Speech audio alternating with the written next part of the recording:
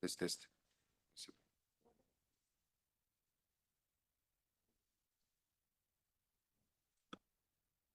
Paneliste test.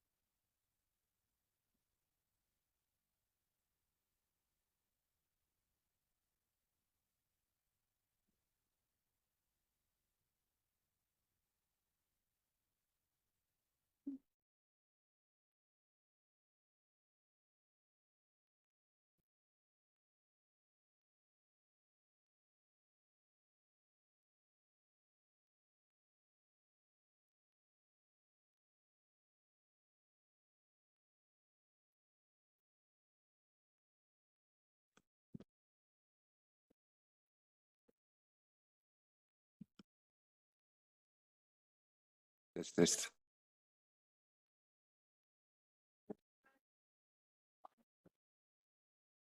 Wideo nie ma. Także dobrania wideo. Nie. Już nie ma. Prezentację.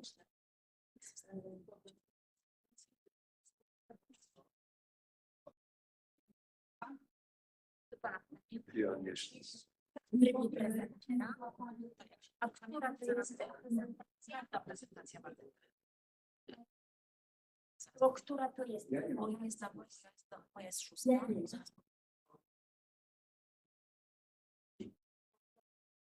Coś tak działa. Trzeba, bo to wtedy wszyscy będą widzieli. To zależy, jaki jest system bazowy. Dlatego, że my mamy też podłączony komputer Webex, w sensie online. Będą online, będą widzieli, to nie mam na komputerze, więc ja nie wiem, czy to się da, ale to pan Państwo... Nie, to nie jest opłacowanie, to tylko jest. Ja wiem, no, ale jak się nie da, to się nie da.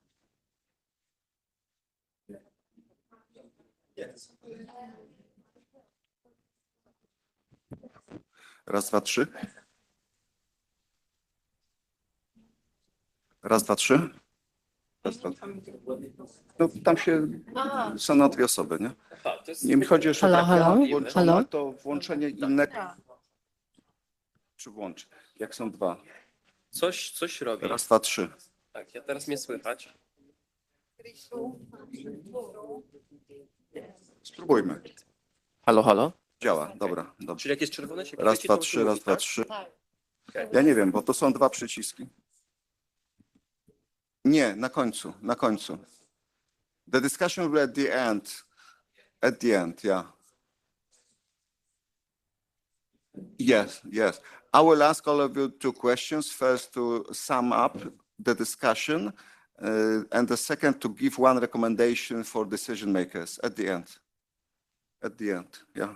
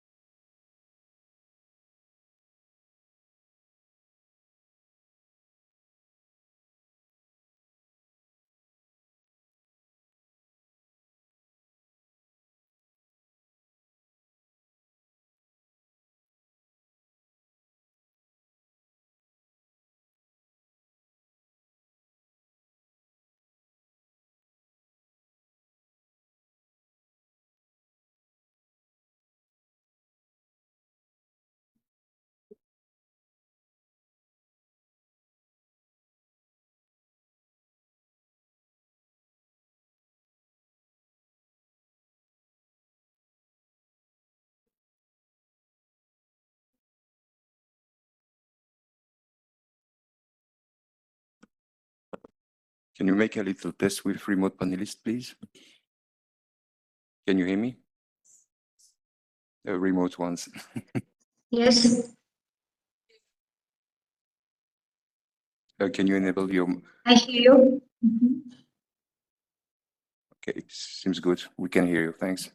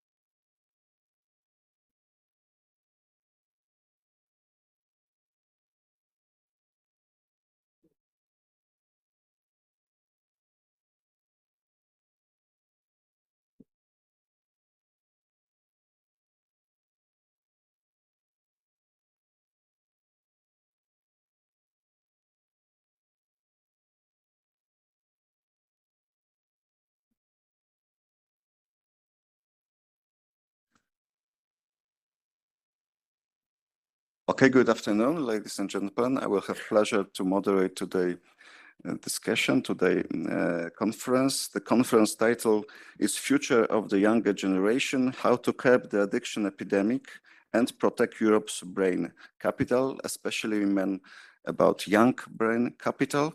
I will have, first of all, pleasure to thank and welcome Ms. Elżbieta Łukacijewska, who is the main host of today's meeting. Thank you very much.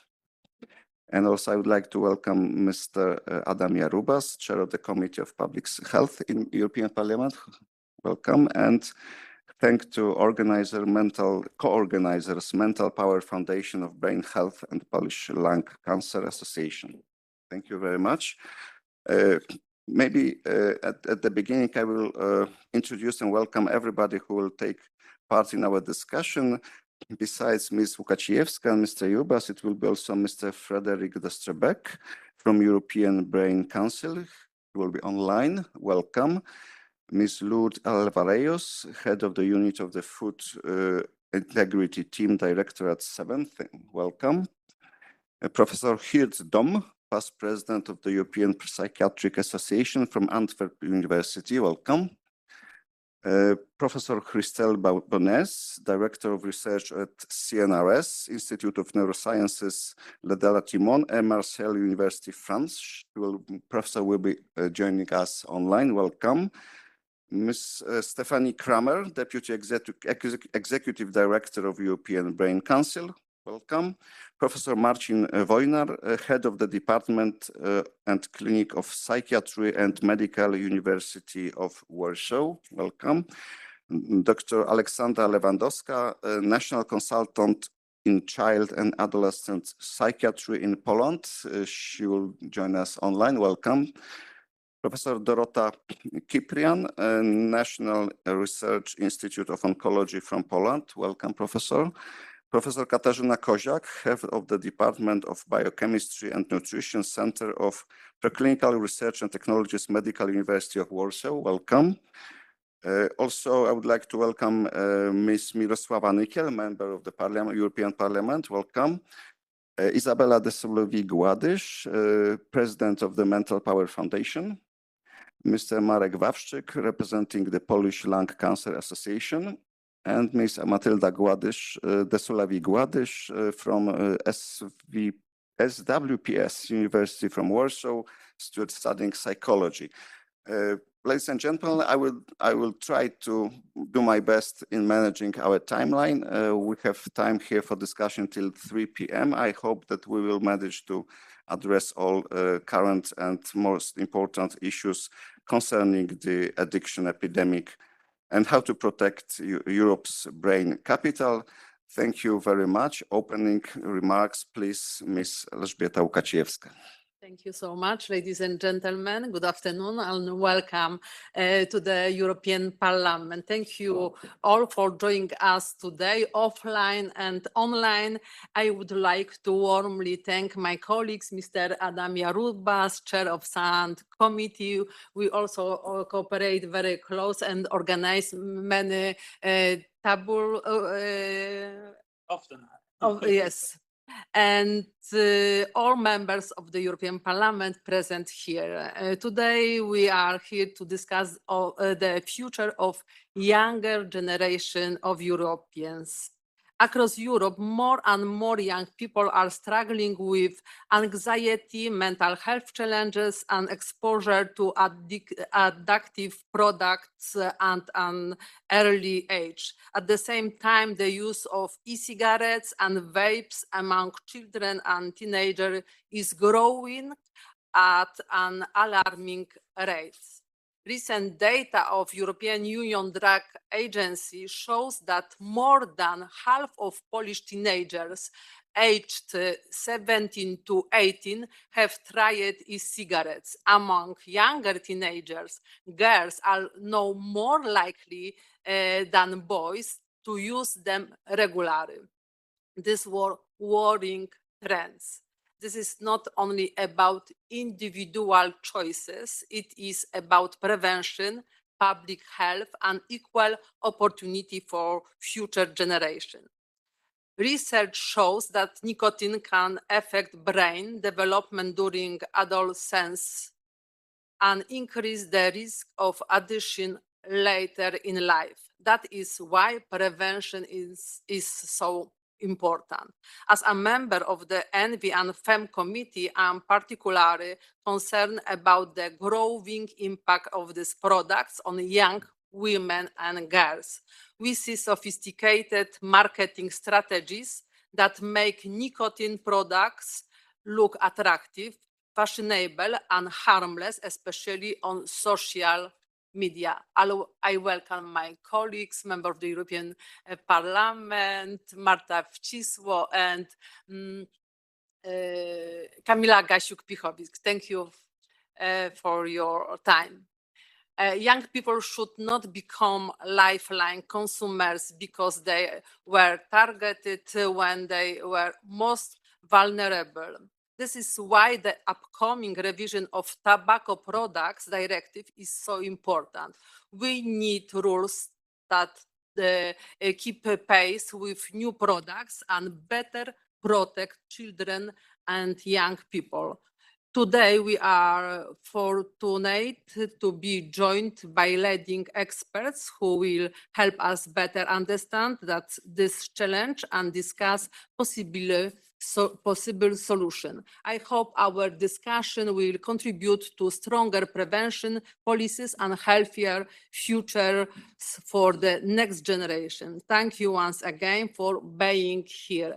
I wish you a productive, fruitful, and inspiring debate. Thank you so much.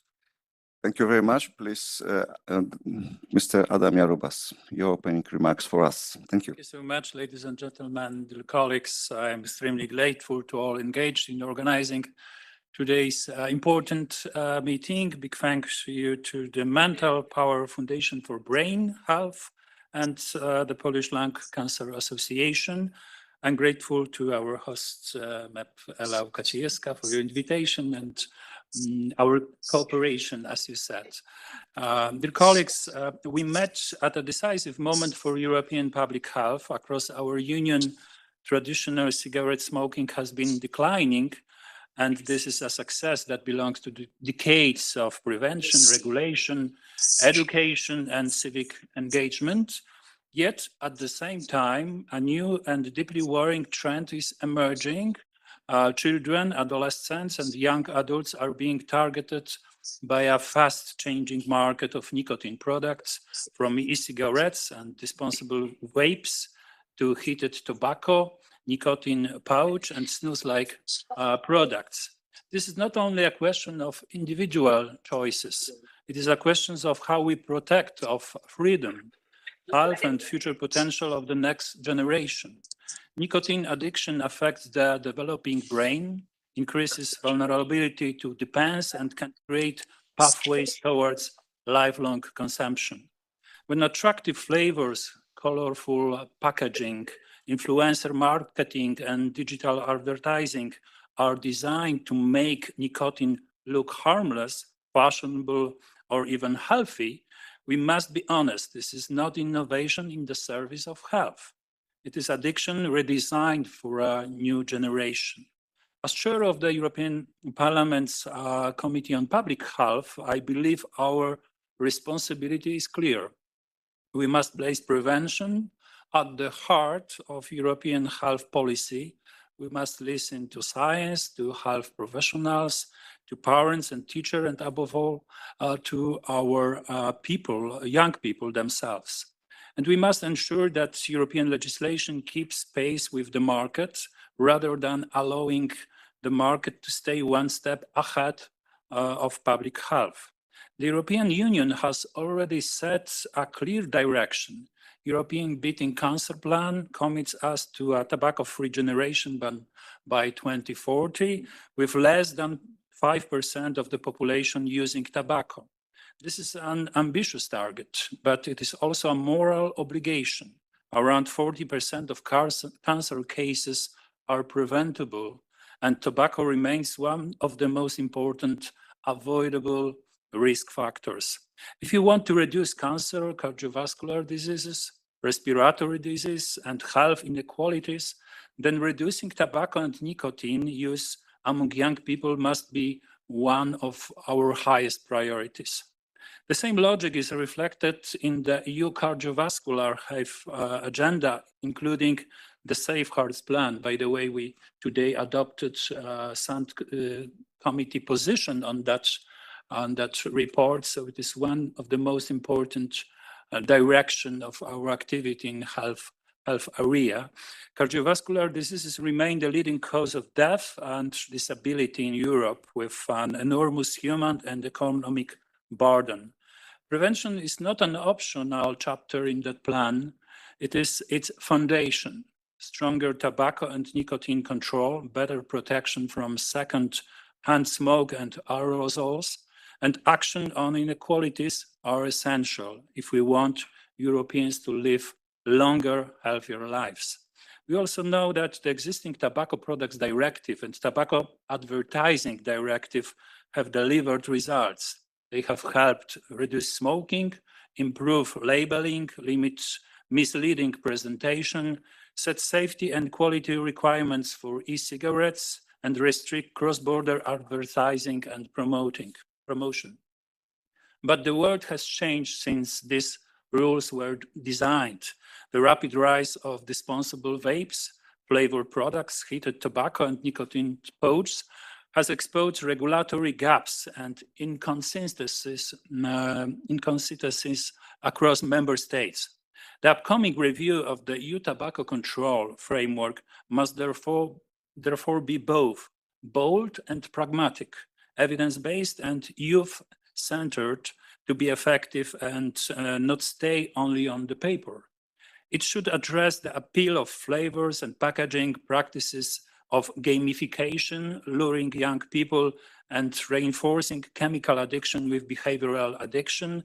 It should address digital and social media marketing, online sales, product notification, enforcement, cross-border distance sales, and the specific risk of novel nicotine products.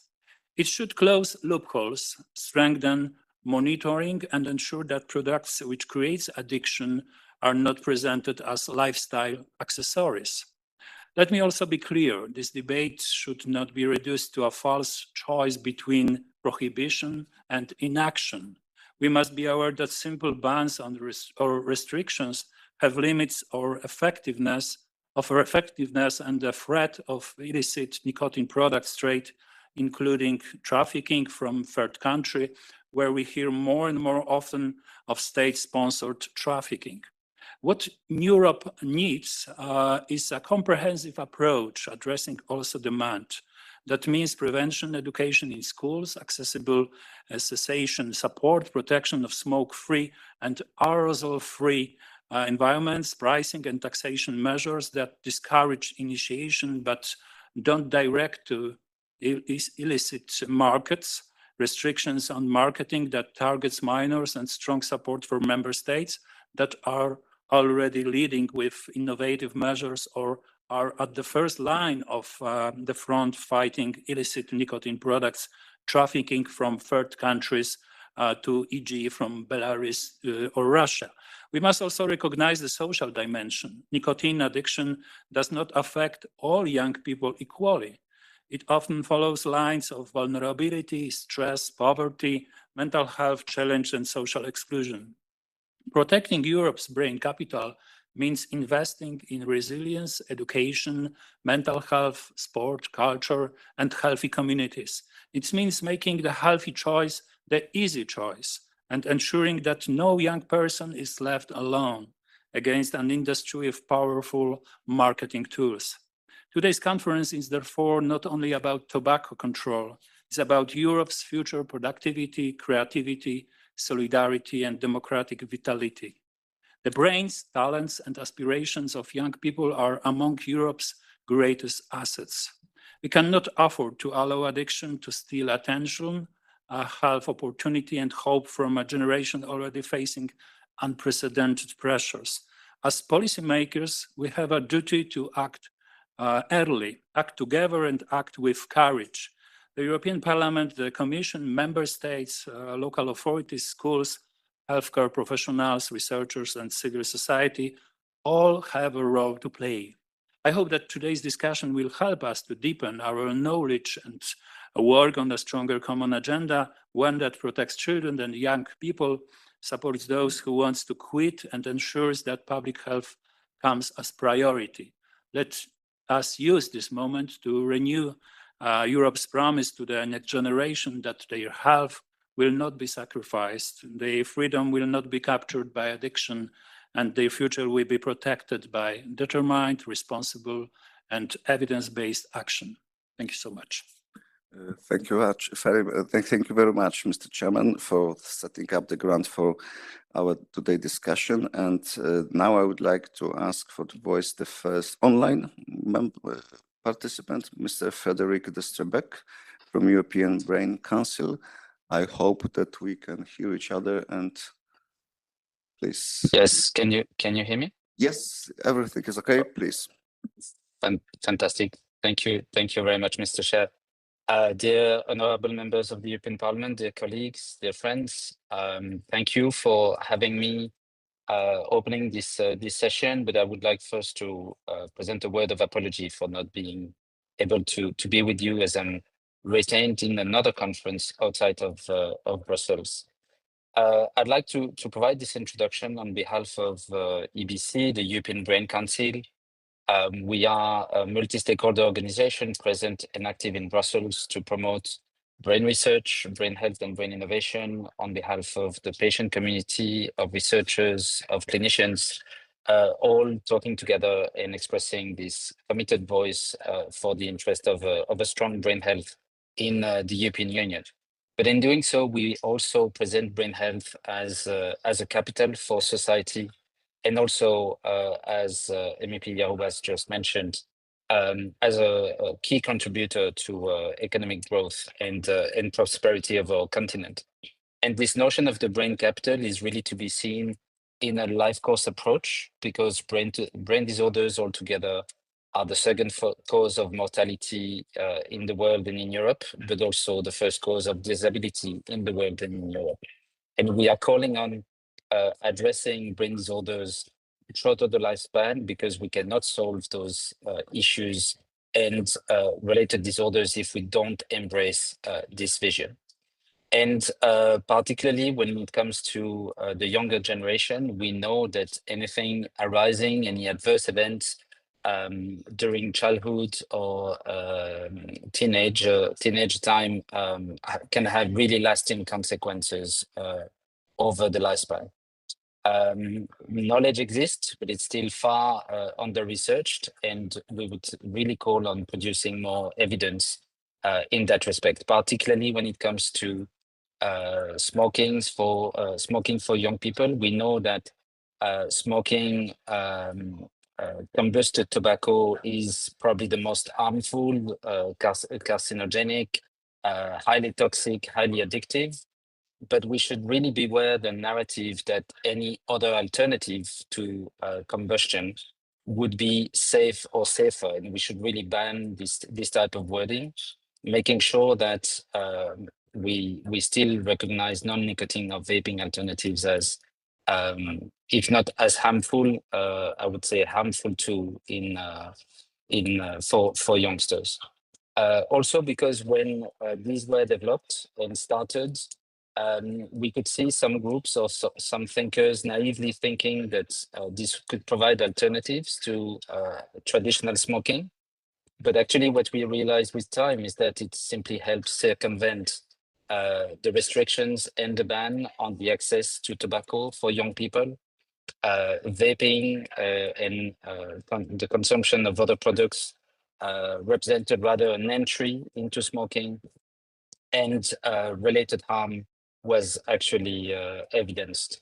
MEP Jarubas also alluded to the addictive behaviors that it also generated, because we know that kids and teens are heavily exposed and heavily sensitive to ads, gaming, social pressure, and peer pressure in particular. So with this very short introduction, I really would like to call on everyone's attention on the brain capital element of this discussion, on the youth brain capital particularly, as it is essential for the future of our society. And we would really call on MEPs to have that very central in any discussion relating to the revision of the tobacco directive. And on these notes, I would like to thank you again for having me be invited to this meeting and wish you a fruitful discussion. Thank you very much. Thank you very much. And the last opening voice, Ms. Lourdes Alvarez, head of the unit of the Food Integrity team. Please. Thank you. Thank you very much for inviting us. So I'm coming from the European Commission. We are the Joint Research Center. We are the scientific service of the European Commission. Our role is to provide scientific and technical input and evidence for policymaking, for new legislation, but also implementation. In this file in particular, we are working for many years now on the implementation of the Tobacco Products Directive.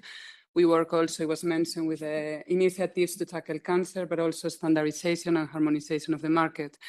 And we are, as you all know, we are looking into the need for revising the current legislative framework that we have because of all the new products that we are seeing and that have been already mentioned. This market is huge. If we compare the figures of the market of these new products, is comparable to the mobile phones or even the EU wine sector. So it is a growing and very important economic sector, but we also see that the use of e-cigarettes has doubled. As according to Eurostat, for the last 3 years, it has doubled. So it is something that is in exponential growth. It was already been mentioned, but yeah, indeed, there is a decreasing prevalence of tobacco, and that is good news. But all these new and novel products and nicotine device delivery products is keeping the nicotine there. The nicotine is a highly addictive substance, this we know. It is high there with morphine, above only we have heroin. And there are, of course, all these other elements that I will touch upon a bit on these chemicals that are in these products. So there is an important health, of course, dimension. And there is also a lot of fragmentation. So what we see is that different member states are trying to tackle this with very different measures. And there is indeed a need to harmonize the approach that we have to these products and to this growing market. So we are working in our laboratories for some years now. Mostly what we do is we analyze the components. So what do they have, these products, but also how intense is the exposure. So depending on the type of device or the power, there is different exposures. First of all is the heated tobacco products that we are working, as I said, for some years now. There is a belief that because it's not combustion, then it may be less harmful. But what we see is the aerosols that are generated by these products are very harmful. They have a lot of harmful substances, and in particular glycidol. This is a well-known substance as being probably carcinogenic. And we have seen that regardless what it says in the label, it says tobacco, non-tobacco, nicotine, non-nicotine. These products that are potentially harmful or harmful are in very high concentrations in all products that we have analyzed. Then we have the whole world of electronic cigarettes. This is also growing very much. What we see is that there are hundreds of thousands of notifications to introduce these products in the markets. You may know when we want to introduce a product in the European market, you have to make a notification. We see hundreds of thousands of them for the past few years. There are some that are even single use. So these are the disposable ones, which of course have the dimension of the environmental impacts with the batteries that are thrown away after one use. Many member states are banning the use of these disposable e-cigarettes. But the worrying part, it was already mentioned also, is the attractiveness towards young people. These are the target. It's clear for how they look, how the modern, sleek appearance that they have, and they are relatively cheap also as compared to tobacco. So it is indeed something that is worrying. They have very high levels of nicotine and all kinds of derivatives of nicotine salts and other analogs of nicotine, which are also very, very addictive. And we have done many studies, in particular as concerns the flavors. So you may know that the flavors like menthol and all that have been banned in regular cigarettes, but also in heated tobacco products. but there is no limitation to the liquids that we can have in e-cigarettes for the flavors. They have toxicity and inflammatory effects that have been confirmed in the many forms that they come. And the other worrying aspect is what they call synthesized coolants. So this is again something that helps you inhale more. So we see that when we have high concentrations of these coolants, we also have high concentrations of nicotine and of all the others, because then they are absorbed much easily. They are normally branded as cool, frozen, iced, and things that seem to be very attractive. And there is no clarity in the labels that you are actually inhaling these coolants, that sometimes are things that are meant or intended for food, so for food products, but they have a completely different effect when you inhale them. And the thing here is that we have very little information of the toxicity of these products when you're inhaling them. So we are having a whole generation of guinea pigs, if you want, to trying all these chemicals being inhaled. And then with the coolants, they are inhaled even more easily. So this is very worrying. Finally, we're also working with the pouches, nicotine pouches. These are completely out of the scope of the tobacco framework, legal framework. This you put in your mouth, and the heat of nicotine is much higher than for other products. So it is, again, quite toxic, what the consumption of this. What we see here is also the increase in market is exponential. It's expected to be even more in the coming years. So this is basically what we are doing to inform the policy. We analyze all these products, as I said, to have our colleagues in the policy DGs, in the policy departments of the Commission to look into how the policy covers all these needs. But if I may, just 30 seconds, I want to raise also an issue that is very concerning for us, which is the claims that we see lately of the benefits of nicotine. There are supposedly scientific papers now all around that claim that you have better focus, better memory. It helps even Parkinson and hyperactivity, physical performance also for amateur sports. So there are a lot of claims that are taken out of context, first of all, for the scientific papers, but also they only look at potentially some beneficial aspects without looking into addictiveness and all of the other that were already mentioned by the colleague, and the effects on the brain and everything. So it is important to keep an eye on this, the changing narrative from smoking is bad, but consuming nicotine is good, because this is, again, to grow the market in that sense. And I think I consume my time. Thank you very much. Thank you very much. Very interesting points, especially the last one. It means that they try hard, even harder. If we try harder, and they will try harder. It's probably a never-ending story. Anyway, thank you very much for this opening voices and comments. Now we would like to go to the expert panel presentations of medical experts from various areas, such as psychiatry, oncology, neuroscience. And we will, of course, begin from psychiatry, mental health issues like addictions, for what we've sent. The first presentation, Professor Hirt Dom, past president of the European Psychiatric Association. Professor, floor is yours. Thank you very much for the invitation, and congratulations for this very important initiative. From a public health point of view, this is really, really significant. Closer to the microphone, please. Closer to the microphone. It's my tummy but is this better? Okay, so thank you for the invitation. And allow me to give a little bit background from, let's say, psychiatry point of view. And indeed, I am here also on behalf of the European Psychiatric Association, which represent basically around 80,000 psychiatrists in Europe, which is the majority. We think we have around 100,000 psychiatrists in Europe, so we really cover a lot of these psychiatrists. The title I've been giving is a very complex one: The Deadly Synergy Between Adolescent Substance Misuse Escalates Mental Health Crisis, Brain Capital. It's a book that's in this title, so allow me to have some slides. Some of them will be a little bit complex. Is this working or not? Apparently, yes, with a delay or... So just to remind, I think substance use and substance misuse can indeed have an enormous effect on mental well-being and mental disorders. both in a direct way and in an indirect way. And it's specifically this indirect way that is also very important, which, of course, there's a close relation with early childhood adversity, there's close relations with criminalizations, but there's close relations with educational pathways, etc., etc. And I think this takes it in a holistic view, and I'm really very concerned at this moment about tobacco and vaping.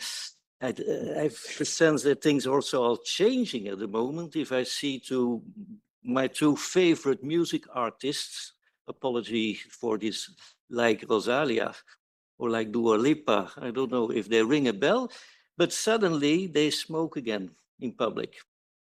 And you see, there's apparently a change going on. So I think your initiative is very, very, very timely. Let's try this. This is a little bit, sorry, we go back. This is a little bit for this screen too, but you will have the slides. But I emphasize this is one of the latest burden of disease studies of the WHO published in the Lancet. And I always use this slide to highlight two things. First of all, what does this show, analyzing the data on the DALIs and the enormous impact of health? That is that health overall in the world is improving over the last 20, 30 years, which is very good news. So you see a lot of things, good things with infections, etc., oncology, etc. So that's good news. You see the data, 12% less DALIs, which is massive. But on the other hand, if you look to mental health, you see in the same time frame, which is here a time frame of 30 years, an increase of mental health problems, 60% for anxiety disorders, 23% for depressive disorders. So there's a discrepancy, there's something happening. We're doing well on a lot of aspects on health, but on this mental health. And in this study, very interestingly, if they look to what are the drivers of these DALIs and of the increases, there are 3 of them, and one of them is drug use. So really, we need to focus on that, because for the 3 most powerful drivers of these increases of these DALIs are at the moment drug use, illicit drug use, but the broader drug use.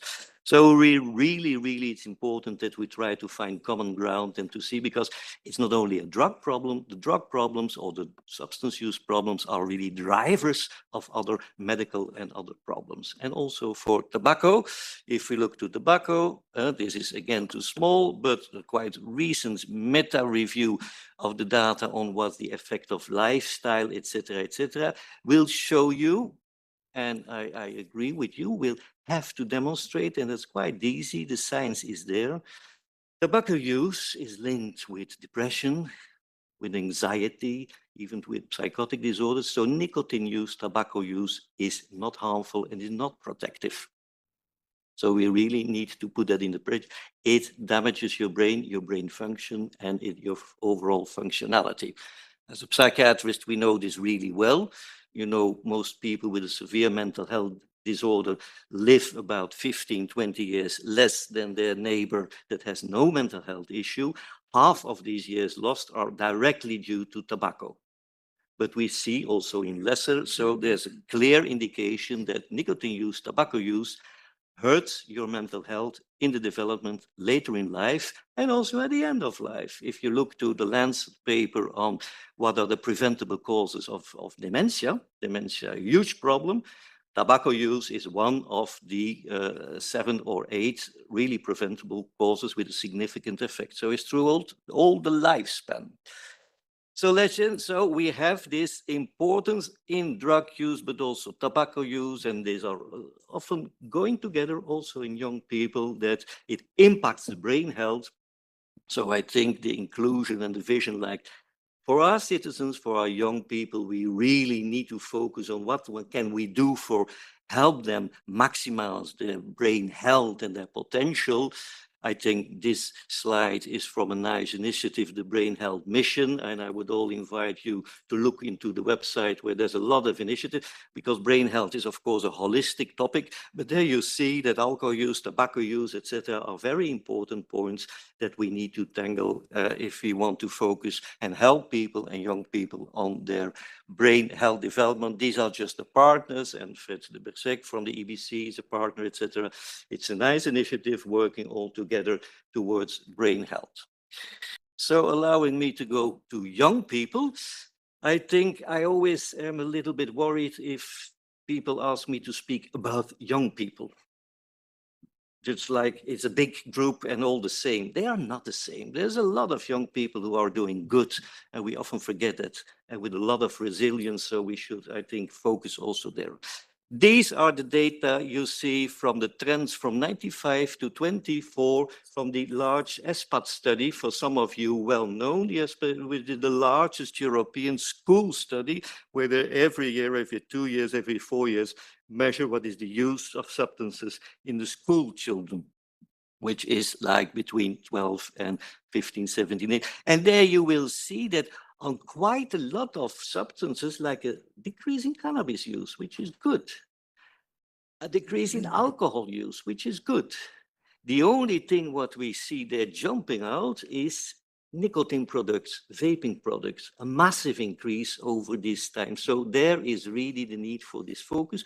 We also see a quite significant increase on the use of tranquilizers, prescribed medication, very important, an increase in riskization, like more gambling, gaming, etc., etc. And finally, a very substantial number of these young people are going below the threshold of mental well-being, like about 30–40%, which is a large group. So I think this gives us the information where we need to target. So hence the importance of this initiative. Let's skip this slide, interesting slide, but in view of the time, let's go over. This is also from the OECD, just indicated, yes, we have kind of a youth mental health crisis. We see an increase or a decrease of the mental well-being, but not with everybody, not with all young people. So I think there's a great case to be made towards differentiation. So what to do for the future? I think initiatives like this are very important. Thinking from a public health, and there we have what the producers, there we can have what can we do from the regulations, etc., etc. I think we need to invest in prevention, and this, of course, everybody says it, but if you look to the data and you look to the percentage in all our member states, how much from the BNP they give to prevention in healthcare, and I'm not talking even about mental health care, it is minimal. So I think we should think about that. But I'm very much, as a scientist, but interested in, does it work really, prevention, or shouldn't we much more invest in targeted, selective prevention, identifying young people at risk? And you see there, and I'm really, the data are there very, very, very impressive. I just give you a flavor. Of course, we have these, let's say, nice preventive and in school-based, etc. But this is general prevention. I do doubt about the effectivity of general prevention, but I'm a very big fan of what is called targeted school-based programs, where they identify vulnerable young and start to work really specifically with their needs. And there you see the data are very impressive. Offering 1–2 sessions to these really well-chosen vulnerable young people can have effect in nicotine use, in cannabis use over a long time. So I finish up, I think, over my time, but excuse me my enthusiasm, but just highlighting, I think 6 months ago, Lancet Regional Health, Public Health Europe has produced a series on mental health in Europe, also on young people. So warmly advise you to look into that series, because you have identification of all the problems there and a lot of nice suggestions. Thank you very much. Thank you very much. I'm sure everybody will go and look for it, because they are very fascinating numbers and very fascinating issues. Thank you very much, Professor. And now a voice to another professor, Professor Marcin Wojnar from Medical University of Warsaw. Professor. Mr. Chairman, may I have my slides? Okay, it should go on. Okay, there you go. Thank you very much for inviting me to this very important debate. And I'm also very happy that psychiatrists have their position here in this context. I would like to talk a little bit about the nature of addiction itself and the consequences. But first, I'd like to start to discuss why we talk about adolescents and the young adults, why about this particular population. This is the people who are critically vulnerable in many ways. But first of all, let me state that their brain is still not mature, not fully mature. Second, they have the highest in life tendency to perform high-risk behaviors. At the very same time, they are under pressure of social surrounding, of social, peer pressure, so from their peers. And they also, this is the period of life that they first meet the psychoactive substances, so very different means and substances that can be addictive. And they start with experimenting them, and this is the very first time of initiation of substance use. And the long-term consequences of these behaviors extend to the rest of their lives. So we can call this period as a critical window of vulnerability, but it's also a window or critical window of prevention and intervention. If we say about vulnerability and neurophysiological vulnerability, saying that the brain maturation is still ongoing until the mid-20s, until the age of 25 at least, it comes mostly from the fact that the prefrontal cortex, which is responsible for control of our behavior, is still not mature, and it matures much later than the reward system. So these people look intensively for reward, and they cannot control fully their behavior. They cannot make responsible decisions, which leads to increased impulsivity and sensation seeking and making very wrong decisions. And eventually it leads to greater susceptibility to addictive behaviors.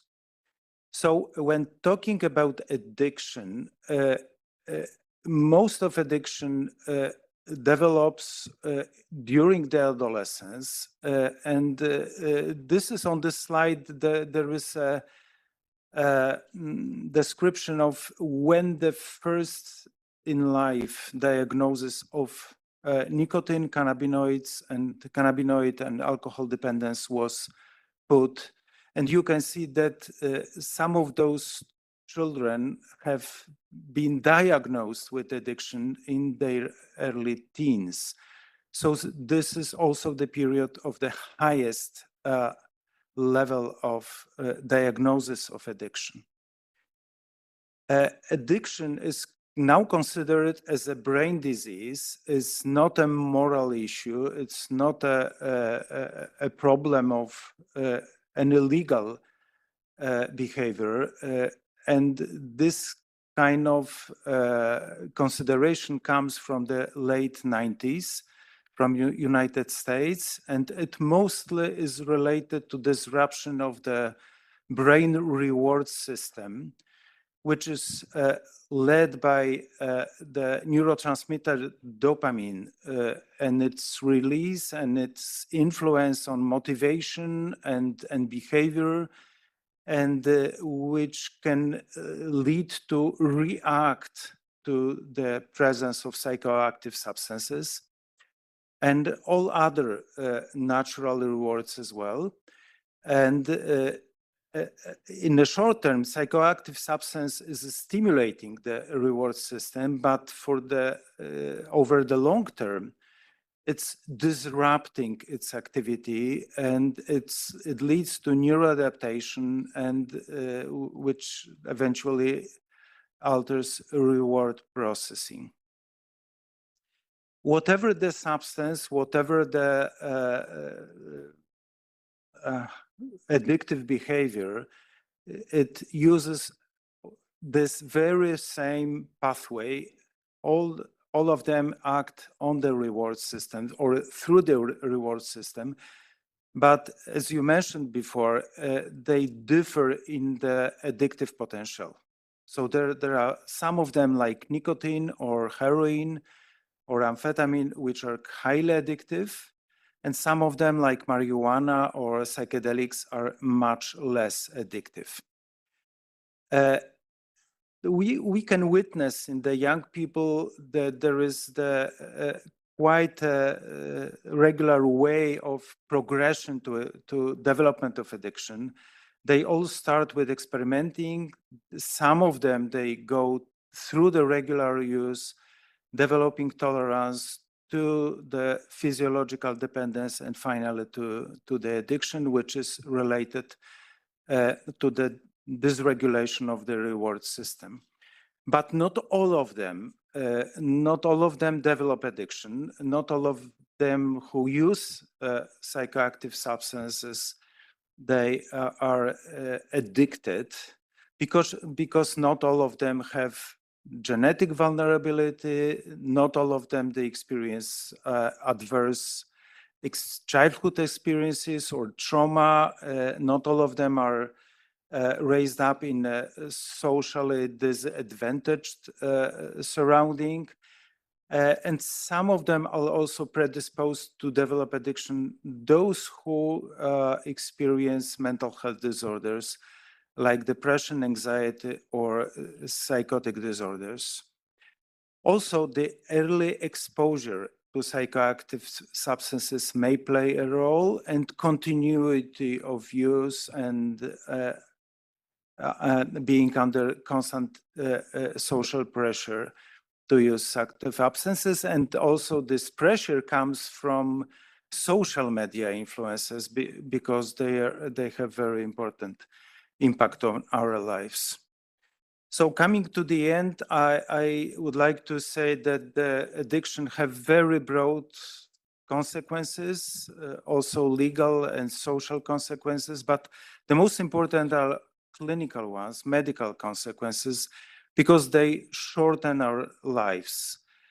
And among them, there are psychiatric disorders that have been already mentioned by Geert and myself, developing cognitive deficits, including memory problems, but further brain degeneration up to the development of dementia, accidents and injuries, and many, many somatic medical disorders, including cancer and many organ failures related to liver, to heart, and to other systems.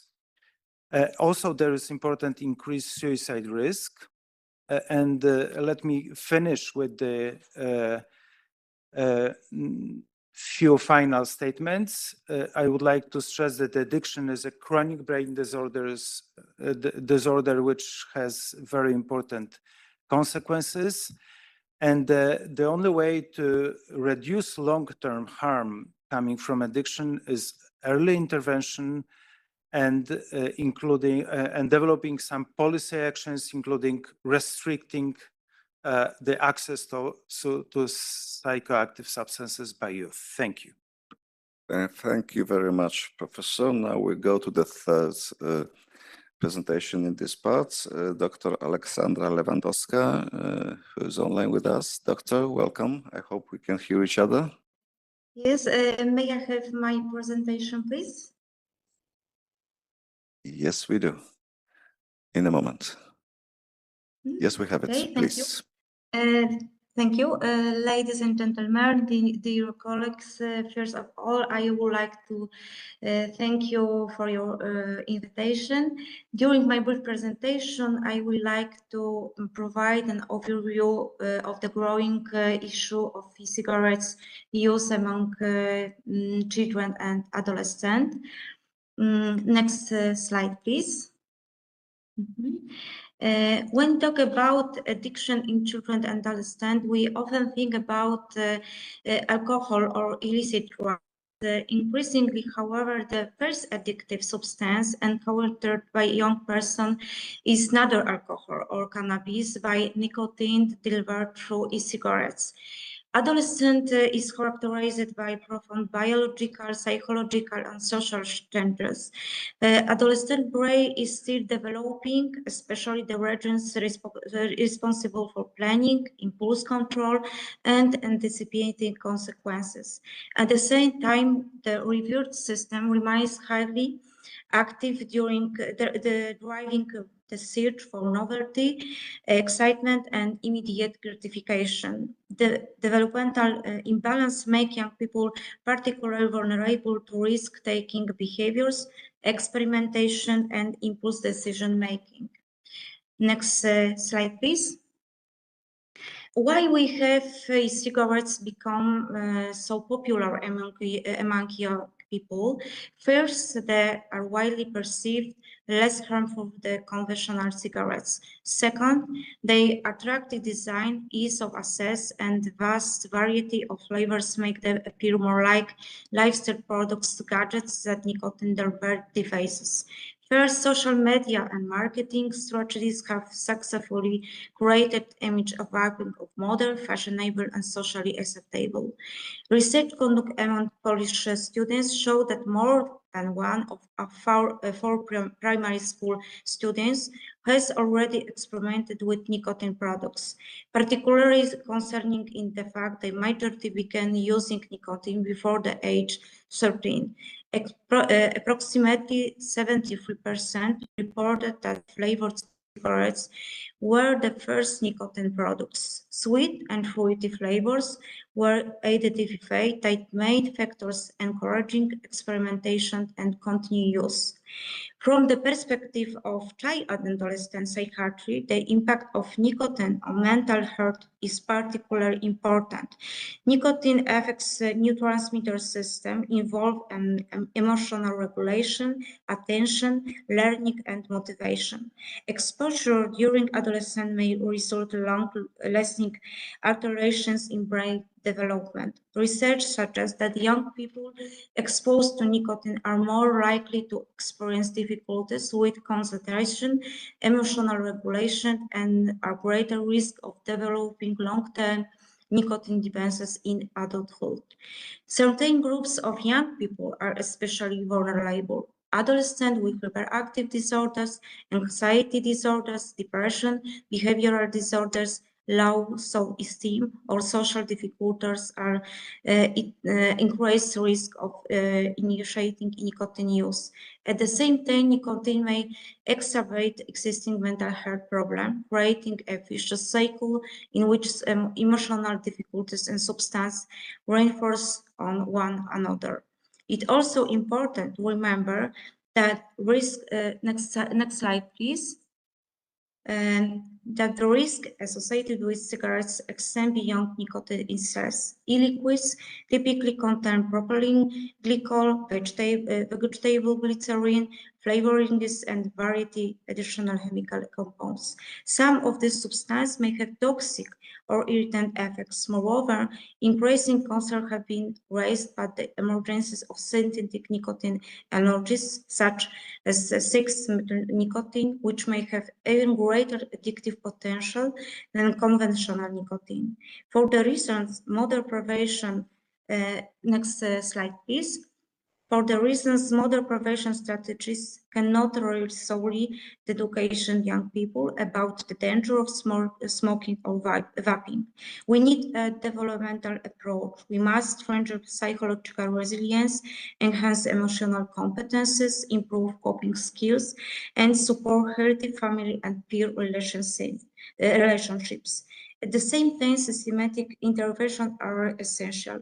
Several European countries have introduced restriction of flavored vaping products and have monitored banning disposable cigarettes.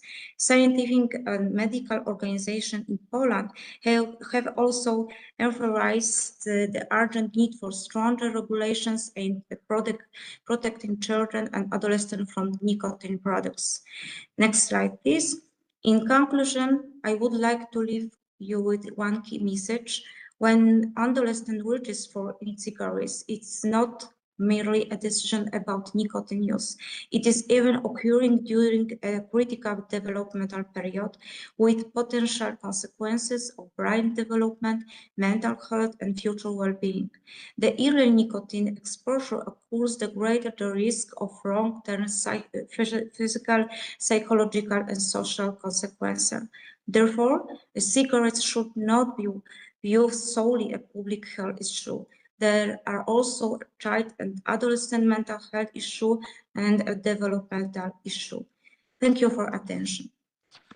Thank you very much, Doctor, for joining us for this excellent presentation. Ladies and gentlemen, after 3 academic and clinical presentations targeted on the young generation, I think there's a time for the voice of the young generation itself. Therefore, I would like to ask Ms. Matylda de Sulawi-Gładysz, psychological student of psychology department at the SWPS University at Warsaw. Please. Hello, dear chairs, distinguished members of the European Parliament Excellencies. To be honest, this is my very first time in such a grand room, surrounded by politicians, professors, and experts. But as a young woman and as a psychology student, I realized I couldn't stay silent anymore. Because while you study numbers and directives, my generation is falling into a trap they cannot escape alone. And I'm here to tell you what I see every single day at the university corridors, at the high schools, and every single party. Vaping is no longer just a bad habit. It's just like an absolute unquestionable social norm. High schoolers and university students vape constantly in the bathrooms, at the corridors, even at the lectures. And we are looking at the generations completely controlled by nicotine. And how did we get there? As a psychology student, I see the dark genius of the marketing, and I understand exactly why the young women and young people are the primary target.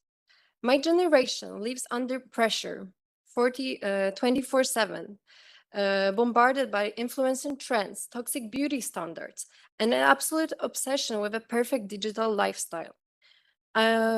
Behavioral research clearly shows that the motivation to use nicotine different by gender. While men more often look for fun, excitement, women use nicotine as a tool for self-meditation, to reduce stress, mask anxiety, cope with negative emotions, and control body weight. The industry knew exactly how to exploit these vulnerabilities.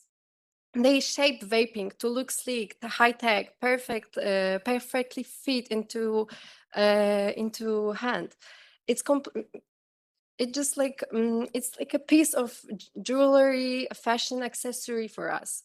And because it smells like a strawberry, that was already mentioned, and a cotton candy, the sweet taste create a powerful psychology shield. And my friends know the facts, the hard facts, that it's carcinogen, the lungs are damaged because of it. But I think the sweet vapor makes them feel immune. It completely blinds them to the reality that the habit is quietly compromising their future fertility and reproductive health. They look at the beautiful, sweet-tasting device and they choose to ignore the danger because it simply doesn't feel like a threat. And yeah. And the saddest part is that the laws protecting minors exist only on paper. The ban on selling those products to anyone under 18 is a complete joke. And even when governments try to act, the market moves faster. In Poland, the following recent legislative debates and the tax increases, disposable vapes quickly started disappearing from traditional retail stores, but they didn't disappear from our lives. Instead, the entire market instantly shifted to the digital underground, to TikTok, to Snapchat, Instagram, Telegram. It's everywhere. It's just right there in the algorithmic shadows. When like it's pushed for the teenagers to their feeds, and they are seeing it everywhere. And as we know, we are a lost generation, completely overwhelmed by a chaotic, fast-paced world of environmental crisis, economic instability, and constant information overload. A cheap, colorful device is sold as a quick fix to manage our emotions, but it's a biological lie. The nicotine enters a brain that is still developing, permanently altering its natural pathways and making us twice as likely to suffer from severe clinical depression and anxiety disorders. And that's why I'm here, standing here today. This is a manifesto from the youth who are being sacrificed for corporate profits. We do not need more dry, outright public health warnings. We need a paradigm shift, modern raw, counter-marketing that exposes the truth in a language teenagers actually respect and speak. And most of all, we need you, the policymakers, to draft in iron-clothed regulations, strip away the attractive designs, ban the sweet flavors that lure children, and heavily penalize the social media. Enact laws that protect our mental health, our cognitive future, and our dignity. Thank you. Thank you very much for this statement. Now we're going to the second part of our academic and clinical discussion, and we'll shift to another areas other than psychiatry. And the first voice, Professor Dorota Kiprian from National Institute on Oncology, will focus on lifestyle disease and cancer disease. Professor, please. First of all, I would like to thank for this invitation, but I can't move my presentation. We're looking for slides. Yes. Could you please closer to the mic? Yeah. You know, this is a big problem for me because all of this presentation before me were very interesting, and we as oncologists, we don't have enough clinical data comparing to e-cigarettes and smoking not only normal cigarettes. But I would like to show not nice data about our epidemiology, especially for women in Poland. Why? Because it appears that smoking and lung cancer are going to be the first, now it's the third reason of cancer, but as you see, according to the region, this is the second one, even the first one before the breast cancer. And the most important, and whereas the death of cancer due to lung cancer, this is the first place in the Poland. It means that young, not only young, but women smoke more than comparing to the men. And that's why what we see in the Poland, we don't have the data, clinical data, but we know that we can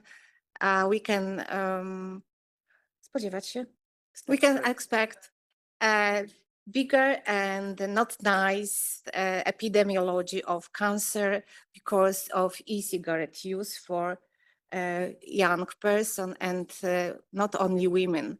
And we know that Poland is among the countries with the lowest age to nicotine initiation, and this is true because we see the young people who are 13, 14. And as you can see, the analysis by Chief Sanitary Inspectorate in Poland shows that more than 22% of Polish young children and young people in the age 13, 15 use e-cigarettes and different tobacco-heated advices. And we know everything was told before about how this e-cigarettes and tobacco-heated advices shows that they are very attractive, that they don't smell nicotine, they are just a nice, pleasant as a jewelry.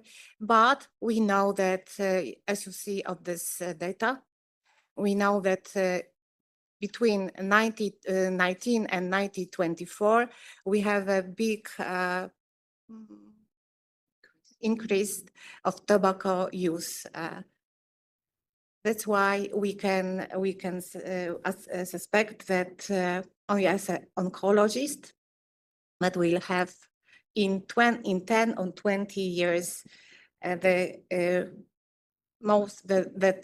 will have a lot of. I'm a little bit nervous. I'm sorry, because I'm the first time in such a in the place, and so in this place, and that's why. Oh, it shouldn't be like this. The final message is that. Sorry. This is not my.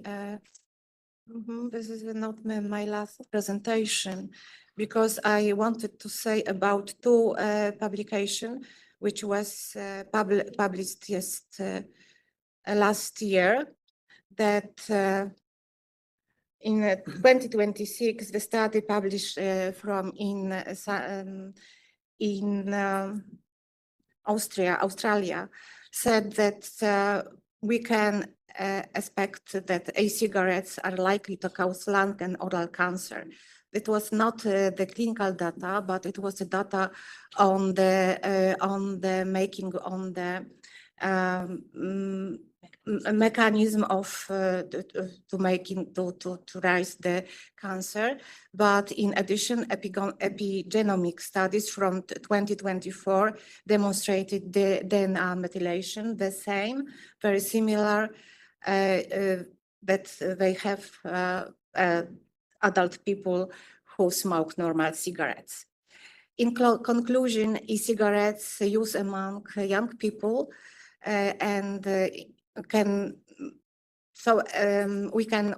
all these products are attractive, and I told that easy to buy, and we can suspect that in the future the cancer risk is very higher. Thank you very much. I'm really a little bit nervous, but we don't have now clinical data. We can just say that it's not a good future for Polish people, especially for Polish women, because they smoke more cigarettes comparing to the men and young boys. Thank you very much. Thank you very much, Professor. And now we'll focus on neurobiology, neuroscience, and Professor Christelle Bones from Marseille University. Professor, are you with us? Can we hear each other? Hear me? No? For the moment, no. Can you hear me? Oh yes, now it's okay, and we can see your slides. So floor is yours. Yes. Okay. So Welcome. I'll go fast. What I'm working on usually is a surgical strategy to treat addiction, but today I'm going to talk about another aspect of research we're conducting, is to look at the influence of the presence of another peer or conspecific on substance of abuse consumption. And next slide, please. So most studies who look at the influence of the social context on drug consumption usually look at what we call the distal social factors. That's when you have the social environment that is changed, but not in the context of the drug intake. Like, for example, isolation of separation from the mother early in life. We know that it influences vulnerability to risk-taking behavior. And only few studies have worked on what we call proximal social factors. It's when you have the presence of another individual watching or consuming at the time of the drug consumption of the one we're talking about. It's not offered as a choice, the social interaction, but as a constant presence during the session of drug consumption, like Big Brother is watching you. Is it going to affect your drug consumption? So we look at the influence of the identity of the peer watching, how it modulates the drug intake, and we did parallel studies in rats and human drug users. So next slide, please. So next, yes, thanks. So here we have results, stop. So here we have results of rats on the left-hand side and human taking drugs on the right-hand side of the slide. And we look at how the drug self-administration in rats, when they are in a chamber, they can press a lever and take the drug. So it's cocaine on this example. So they take cocaine regularly every day. And for some sessions, we place them in presence of another rat watching them. And you see that in the first graph on the left top, they are male rats. And we see that when they are in the presence with peer, they decrease their drug intake, surprisingly. While in contrast, below, females don't change their consumption if they are in presence of another female. When they are both self-administering, so in this condition, the one was just watching, not taking the drug, but when they both can self-administer the drug, we see also a decrease in the intake of the drug. So they don't potentiate their consumption, unlike what we could have expected, but the social context at the same time, just in dyad, has a protective effect on the drug consumption. And I have to indicate, no, that's on the next slide. So here on the right-hand side, no, sorry, back. Is it possible to go back? Yes, thanks. So on the right-hand side of the slide, the human being are illustrated. So they were drug users reporting how much drugs they took, the last episode of drug consumption, and with who they were. And actually they report, so the level of reference, that is the blue point, is when they are alone. And then you see that when they are in dyad with someone else, they actually take less drugs, so they have less risk to take drug. So they are cocaine, Ritalin, and crack users. And when they are in a group, in yellow, they take as much as when they are alone. So it goes towards the same line as a protective effect, to be engaged in a dyad with someone being next to you when you take the drug. Now, what about the identity of this person being next to you? So next slide, please.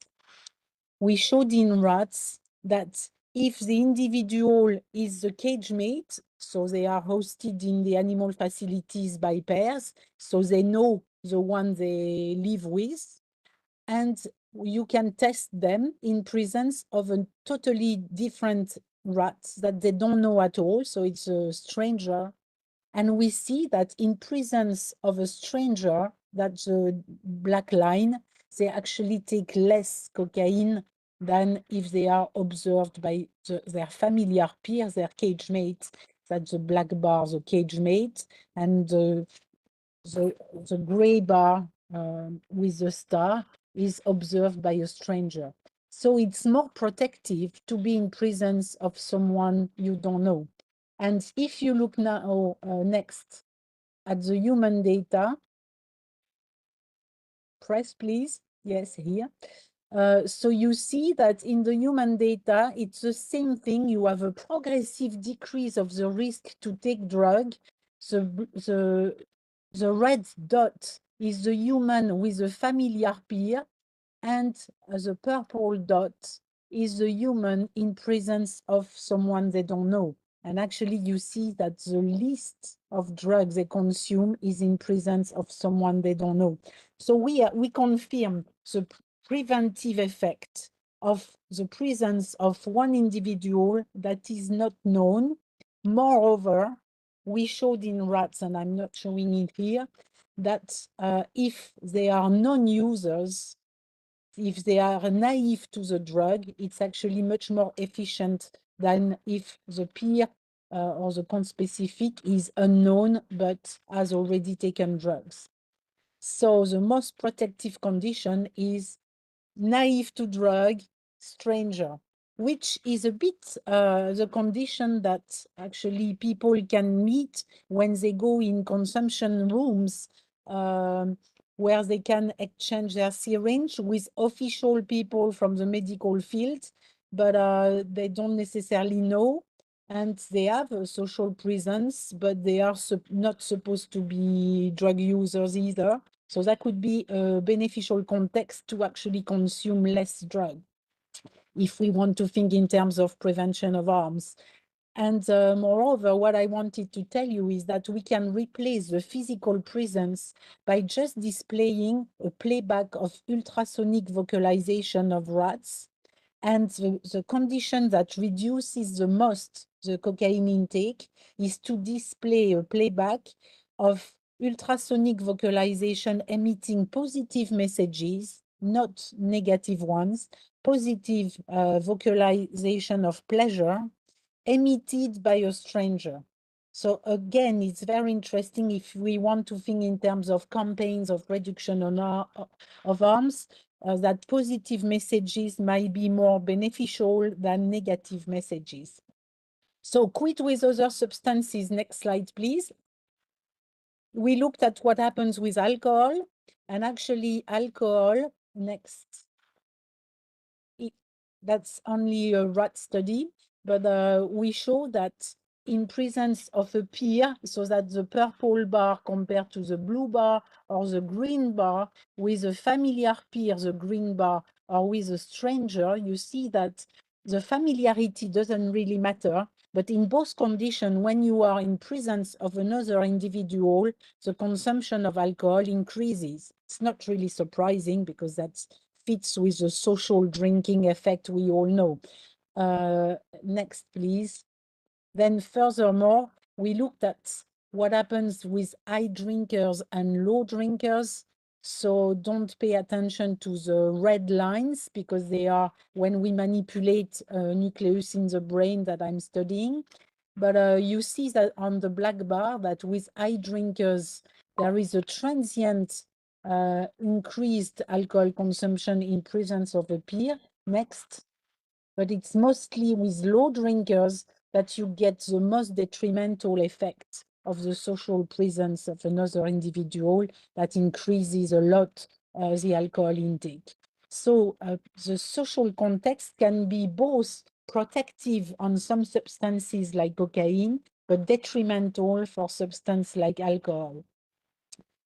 Again, but in contrast, the positive ultrasonic vocalization emitted by a stranger or a familiar peer for alcohol help reducing the alcohol intake. So we have the beneficial effect of the positive message, but we don't see necessarily a beneficial effect of the physical presence for alcohol. So next slide, I wanted to go back to what is your interest for today. So on nicotine, I haven't used it myself, but there are data in the literature showing, of course, the social smoking effect, that smokers often smoke in social situations to satisfy the need for better social interaction, especially in smokers with a low nicotine dependence.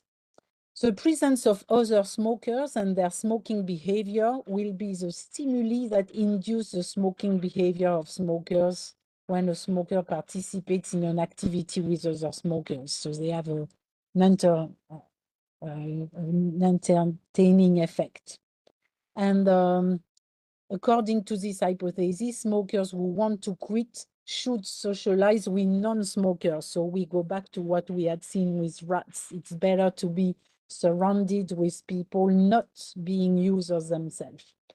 So, and in rats, in male and female isolated rats, nicotine increases corticosterone, so it's a stressor. And this effect is abolished if they are not isolated, but in social pairs.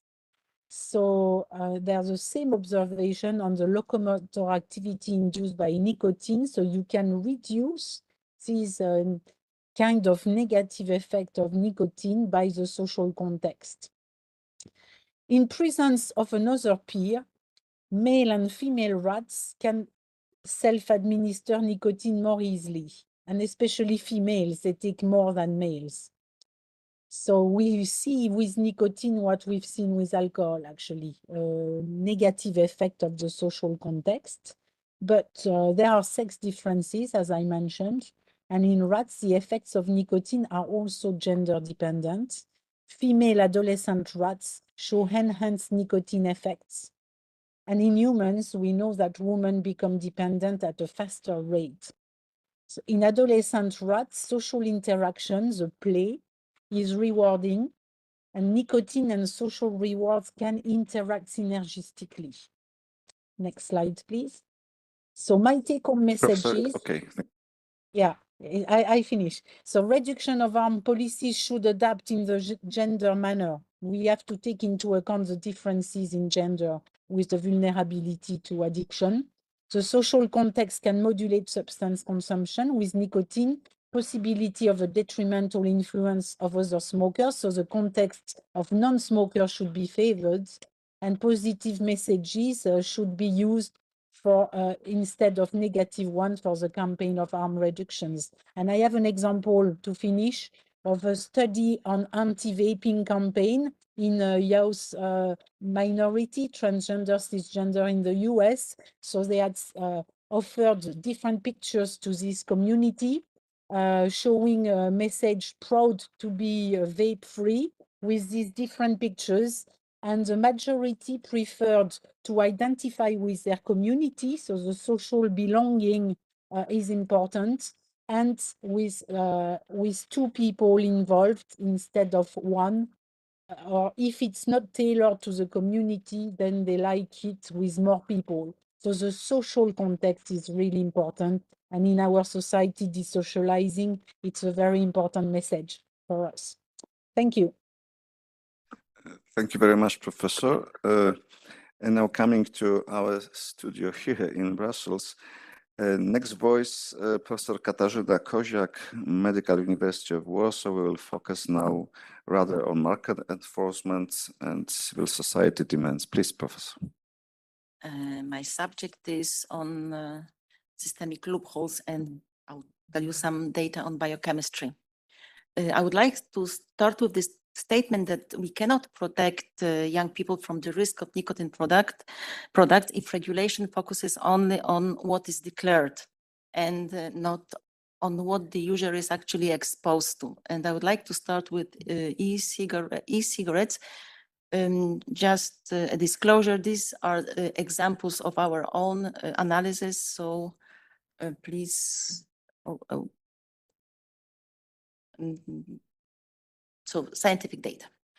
A regulation sees the label and the notified liquid. And this is exactly where the blind spot begins. Liquid is not exposure.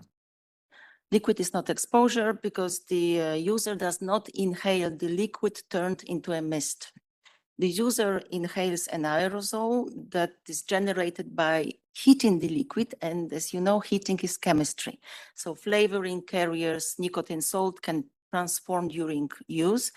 So if assessment relies mainly or only on the label and the notice liquid composition, it fails to capture the real exposure, so the real inhalation exposure. We started our analytical work with a very simple question. Does the label match what we actually detect in the liquid. And already at this stage, even before moving to aerosol, the picture was not straightforward. Some label listed ingredients were not there. And we found several compounds that were not listed on the label. Actually, in this particular example, only 4 ingredients matched label with reality. So for regulation, the message is clear. Label disclosure is not the same as the verified composition. The next step of our analytical work was even more important. We analyzed aerosol. And when we compared liquid with aerosol generated from this liquid, we saw clear shifts in relative composition. So some compounds were enriched in aerosol, other were more abundant in the liquid. Nicotine itself behaved differently depending on the product. In some devices, it was more concentrated in the aerosol. In other devices, it was less than half concentrated compared to liquid. So even for nicotine, the liquid does not fully tell us what the user inhales. So as much as we can say liquid can be a useful information, it's not an exposure proxy. So if the user inhales aerosol, the aerosol should be assessed. This next slide shows even more important finding. The aerosol contains compounds that are not present in the liquid. And the overall message from those data is that liquid itself is not a predictive value of what we can find in aerosol. So this again, we come to chemistry. Heating changes the liquid composition. And we have already heard this today. Majority of, maybe not majority, but many of the aerosol only compounds are related to the flavor profile. So these are fruity esters that create the sensory profile of the product. And this is particularly important because we know from the marketing voices that flavor are attractants, but from the chemical point of view, they add to the chemistry profile of the aerosol and the chemical complexity of the aerosol. With practically unlimited number of possible flavorings of the e-cigarettes, it's not realistic to assume that every heated mixture will be adequately understood unless emissions are assessed. So this is why liquid assessment is not enough. Nicotine pouches, this is the next slide, raise different regulatory questions. Unlike e-cigarettes, they do not involve combustion. There is not inhaled aerosol. Their formulation is simpler, and the main active substance is nicotine. But a simpler product still needs verified composition. Basic information should be easy to check how much nicotine is inside, and whether a product marketed as a nicotine-free is truly free from nicotine-like substances. And take the first question among nicotine pouches we analyzed. Many did not match the declared nicotine value. One example showed we had one that said 50 milligrams nicotine, it contained around 32. It does not, it means that we could also find something where the situation is the opposite. They could easily contain much more nicotine than declared. So this is again why verification matters. But this slide brings me to the second loop called nicotine-free claims. In one of the pouch products we analyzed, we had claim presented on the box saying nicotine free, and the product was presented as not containing addictive nicotine. This is exact words. It was said in Polish though. In the composition, we found, however, 6-methyl nicotine, which is a nicotine analog, which was described on the label only as 6-MN. So the consumer sees nicotine-free, and reasonably understands such a label that as meaning that there is nothing addictive in it, nothing nicotine-like.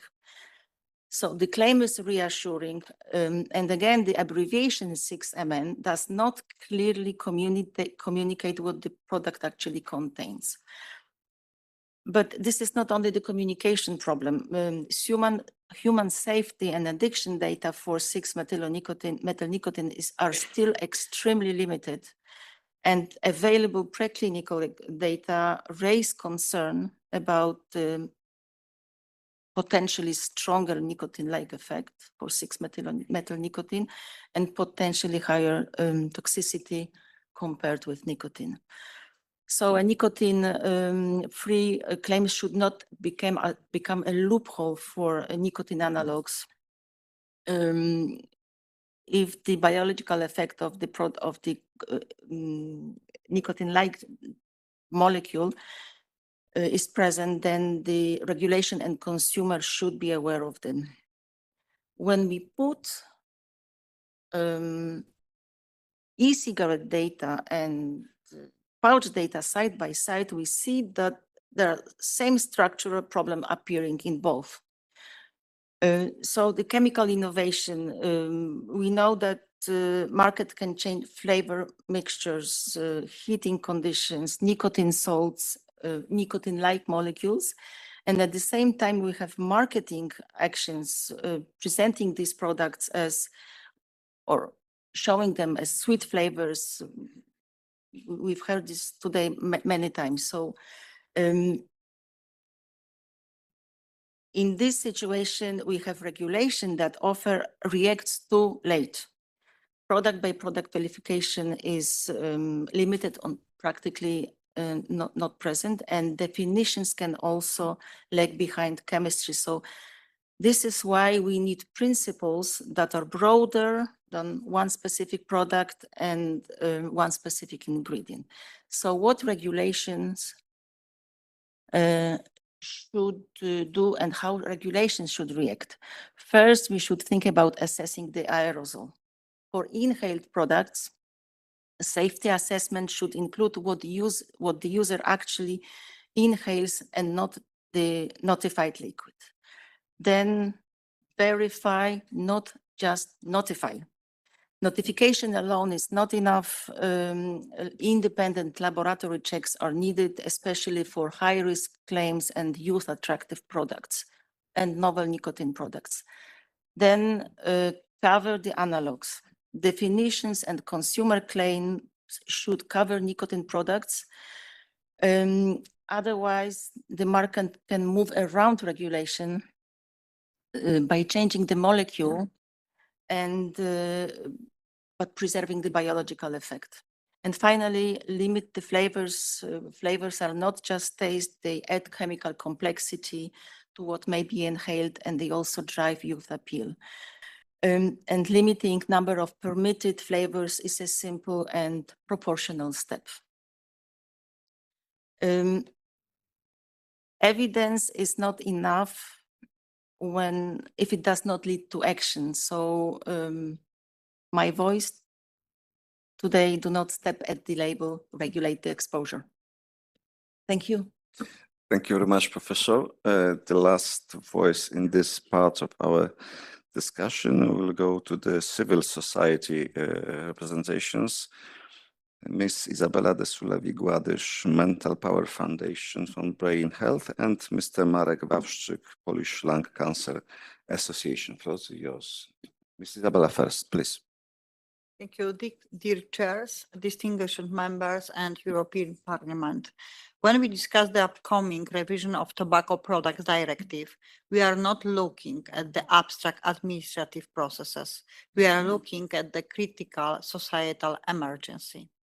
As a mental power foundation for the brain health, working directly with the Polish Lung Cancer Association and our medical expert, we have repeatedly brought our findings because Polish Parliamentary Committee on Addictions, and we did not wait for statistics to appear.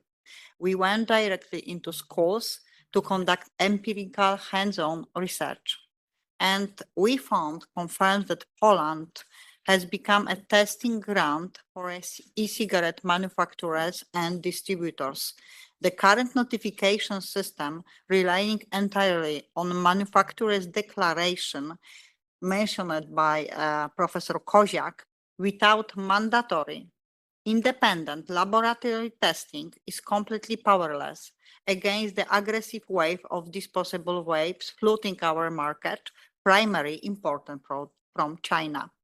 Through our extensive work with the European Brain Council, we advocate together for the brain, capital, and brain health. Protecting Europeans' brain health means broadly safeguarding the mental and cognitive well-being for the younger generation against modern systemic threats.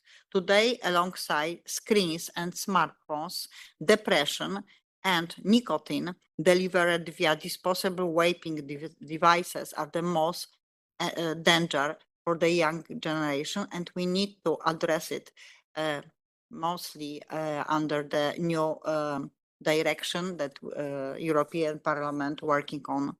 The data from the latest HPAD reports is ruthless. 50% of Polish 78 years old use e-cigarettes, but our empirical research reveals a much more deeper societal crisis.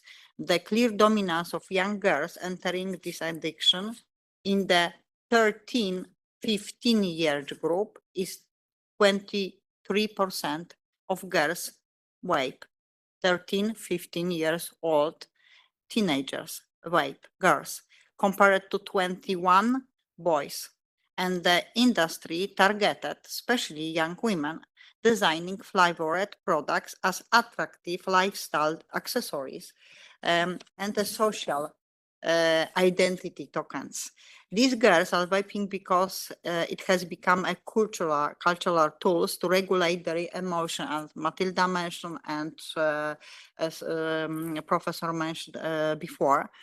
The Polish Stop Card Junior program reveals that almost 37% of teenage girls suffer from depressive symptoms, and according to WHO Europe, girls are significantly more likely to use psychoactive substances to cope with the stress. Teenagers with depression are twice as likely to vape, 30% versus 16%, creating a devastating vicious circle. This is why psychiatry calls designed addiction. Nicotine hijacks the developing brain, which matures until the age of 25, permanently alerting dopamine pathway responsible for motivation and impulse control.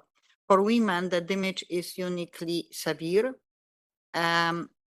For example, when we think about reproductive health, modern vaping chronically impairs ovarian function, reduces ovarian reserve, and disrupts critical hormonal balances, progesterone and estradiol, directly treating future fertility. From the oncology and pulmonology, we just heard from the presentation of Professor Kiprian, but I would like to also mention the pulmonology traits because I found the data from the European Respiratory Society warns that modern vaping inflicts specific lung damage and serves as a gateway to traditional smoking, drastically increase adult cancer risk and directly under determining Europe's beating cancer plan. And here I would like to also mention about geopolitical hypocrisy. of this crisis. China is the largest manufacturer of these vaping devices, yet they have strictly banned flavored e-cigarettes on their own domestic market to protect the youth. Yet they freely export these chemicals, gadgets to hook European children. This is no longer just a public health issue. By allowing this unregulated dumping, we are systematically weakening the cognitive potential of our young, our brain capital, which poses a direct threat to the future competitiveness of brain economy of the European Union. Experts at the recent conference in Milan warned us directly, if we allow European directives to be watered down, the tobacco-free generation 2014 mentioned by Mr. Jarubas, goal will be completely impossible to achieve, and our markets will be flooded with cheap, addictive chemicals aimed directly at our teenagers. Fortunately, Europe is beginning a fight back. Nations like France, Belgium, and Ireland have already taken bold legislative action to ban single-use disposable e-cigarettes entirely. The UK is doing the same. And in Poland, also we are trying to combat this by introducing drastic increase in the tax on tobacco products, including disposable e-cigarettes. However, tax alone are not enough. We must be prepared for the immediate consequences of these changes. The massive shift of this trade into the online, underground, and social media platforms. Unfortunately, I would like to add on the end our join with Lung Cancer Association, our joint bold demands for the TPD 3 revision. You can see on the screen, but I also presented orally our demands. The first point from these demands is mandatory independent toxicological testing at the manufacturer expense, ending the system of blind trust and requiring independent validation before any products enter to the EU market. Second, a total ban of characteristic flowers, immediate removal of all fruit, candy, and dessert flowers used to lure our children. Third, plant packaging, eliminating the attractive, colorful lifestyle design used to mask a highly addictive substance. Fourth, strict online sales enforcement, holding social media platforms legally and financially liable for illegal distribution backed by effective biometric age verification. And the last one, education centered on brain capital, shifting the narrative to show young women that nicotine does not empower them. It limits their cognitive growth, harms their mental health, and restricts their life opportunities.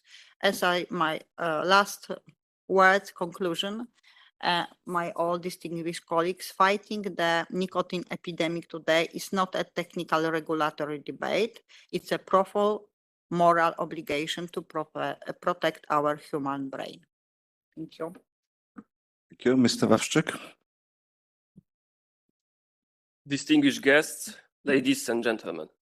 As a representative of the Association for the Fight Against Lung Cancer, I stand before you today not only to share statistics, but to voice the deep frustration of our entire community. 4 years, alongside the Mental Power Foundation, we have been on the front line of this battle. We have gone directly into schools to teach teenagers. We launched nationwide campaigns like Do You Inhale or Breathe? And created educational exhibitions such as vaping and temporary cloud permanent consequences. We showed them the real dangers of these devices. Together with doctors, oncologists, and psychiatrists, we have raised our voices continuously. But today, we must confront a difficult truth. Our education and appeals have not brought the results we need. The current system is simply not working. This is why the upcoming revision of the Tobacco Products Directive, TPD3, is absolutely critical for us. We no longer need recommendations or warnings. What we need now are strong, clear, and enforceable regulations. Standardized packaging, a complete ban of fruit and dessert flavors, and mandatory toxicological testing are not radical measures. They are essential steps to protect Europe's youth and safeguard its brain capital. Thank you. Thank you very much. We are a bit out of the time, but still we have about 20 minutes for the final discussion and summary of our conference. I will like to ask all participants, all panelists to sum up in, let's say, 1 minute of summing up, formulating conclusions. Maybe most important fact to make kind of recommendations for public institutions, for public site, what kind of decisions, what kind of steps shall be taken in this particular matter that we discussed today. Well, maybe first I will ask Stephanie Kramer from European Brain Council, because she's now with us in person. Her colleague was online, so please, Stephanie, as a first. Yes, thank you. And indeed, I'm taking over now from my colleague Fred, who was online. So thank you for today and the amazing discussion on behalf of the European Brain Council.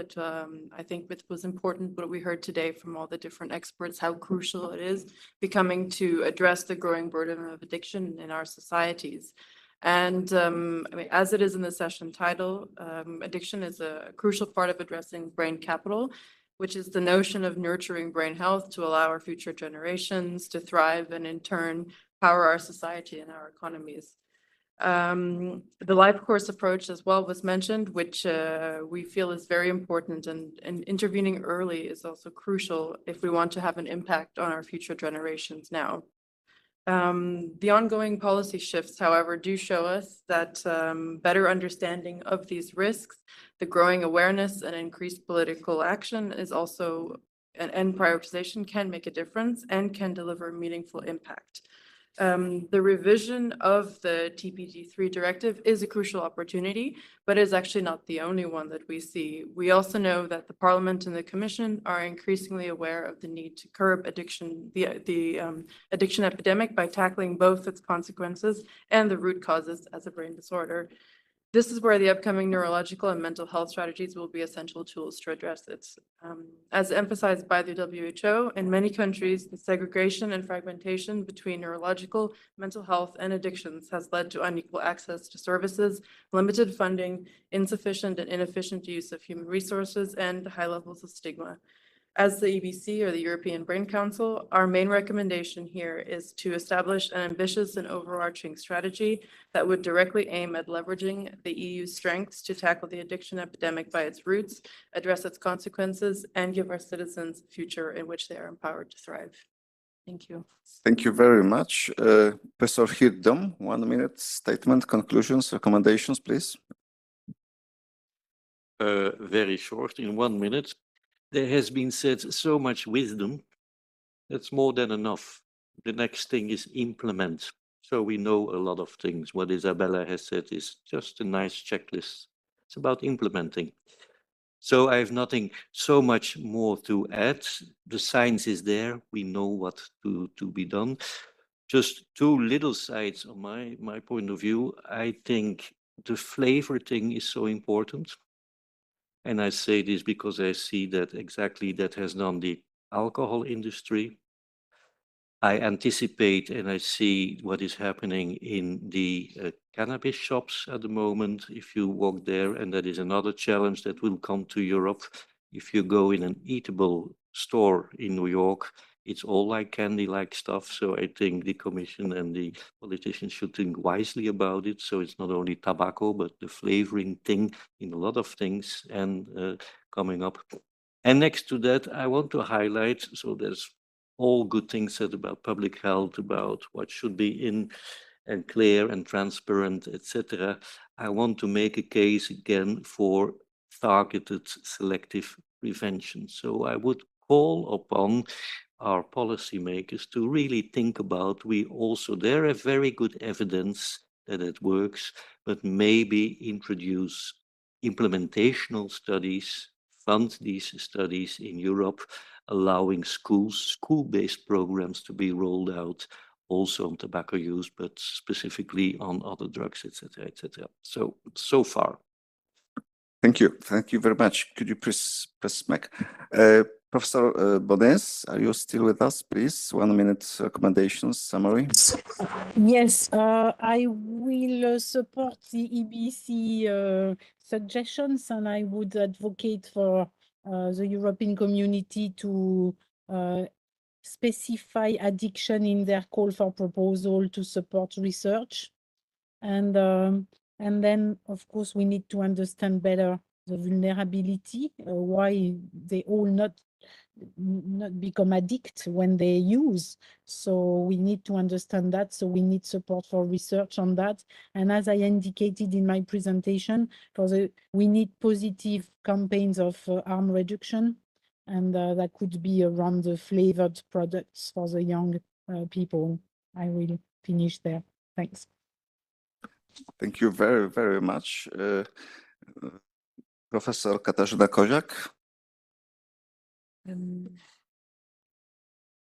Scientists have been already challenged to generate that data, and data is here. So I thought on using this data to shape regulation. This has not yet happened. So this is my voice. We have sufficient data now to use it conscientiously. Thank you. So it's time for conclusion, not for collecting any more data. Okay, thank you very much. Professor Marcin Wojnar, please. Many words were said today, and I really think that with this evidence we have, we should ask politicians and regulators, first of all, to regulate the nicotine products market, including many, many aspects, including mandatory testing of liquids and aerosols that was said today, because these are in the nicotine pouches, including limiting the flavors and other attractants that are associated with sale, and executing age limits of the in a very unified way in all over the Europe for all those youth that is buying the products. And finally, I think that which I liked very much from the Herd presentation, the introduce more or invest more in the targeted prevention in the schools and in these age groups. Thank you. Thank you very much. Professor Dorota Kiprian. As a clinician, I think that it's the time to come from the labs to the life, because we know everything, almost everything about how evil these products are, and we don't see as a clinicians that it's exactly implemented to the life. That's why what is very important, we don't know what our people, our young people, not only young in Hull, yes, we don't know what we can expect because we don't know what it consists of. That's why my recommendation is, I know that it's not easy to say quit everything because it's impossible, because the nature of a man, of a human, is that just they want to kill themselves because they want to do it. Yes, we treat all patients. Our oncology treatment is the best way, and we have a very good outcome. But this prevention is in a low level. That's why we would like to know what it consists of. It means pre-market testing is obligatory, should be. And it's very important that education and our people should know that mostly all these products are produced in China, and in China is forbidden to use for not only young person, not only a child. That's why they know what they do, and they know why they say no. It's a bandit, but not in our countries. And I think this is a big problem, and we'll have this big problem. That's why we want to know what the people in Hull what is it and what we can expect. And then the education and education in the schools, education from the preschool, yes, and education, the family education. That's why this is my message. Thank you very much for this takeaway message. And Ms. Alvarez, take it or not, this is the voice of the European Commission. Yes, thank you. I think indeed there are, it was already mentioned, but for me the most important is to reduce the attractiveness of the products. And this comes with the flavors, with the coolants, the facilitation, also the marketing, it was mentioned with the influencers. I mean, all this makes that this is a very attractive product for young people and in general. Then is the different types of nicotines, it was said, but we cannot have a definition that then we have loopholes everywhere and then the different products will come up the day after. So we really need to get this on all the different nicotines, all 6-methyl nicotine, but also all the derivatives that we need to look at this broadly so to avoid loopholes. And yeah, in general, change the narrative. So we need to stop talking about e-cigarettes as something healthier than tobacco. These are harmful products, and especially they are targeting non-smokers. We need to be clear, they are not a cessation product anymore as they used to be advertised at the beginning. They are targeting non-smokers, and we need to stop the addiction before it's there. So I would. Thank you very much. The last voice, the last conclusions, Ms. Isabela de Sulavi-Guades, co-organizer of this event. Please. Support me, and we presented our demands, but for the one conclusion for sure that we need strong regulation when we think about the revision of the TPD3 document right now, and this regulation should also cover the new distribution channels like social media. I think this is crucial because the young generation just buy these projects mostly through these channels. And of course, one of my postulate was testing and verifying all tobacco products, including the new products. And I strongly think that producers and distributors should pay for this testing. So on the end, if we've got on the European market some product include with nicotine, so we know what we exhale exactly, and producers and distributors of this product should pay for this deep analyzing of these products.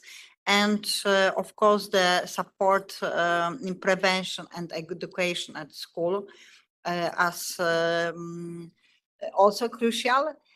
Because we know this from our day-to-day work together with the association.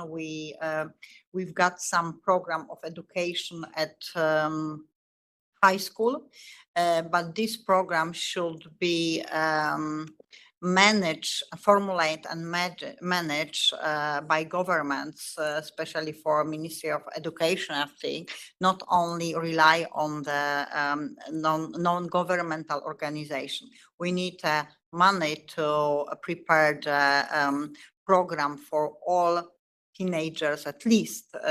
We should start before probably, but for sure at the teenager time, we need to educate, massively educate young people at school.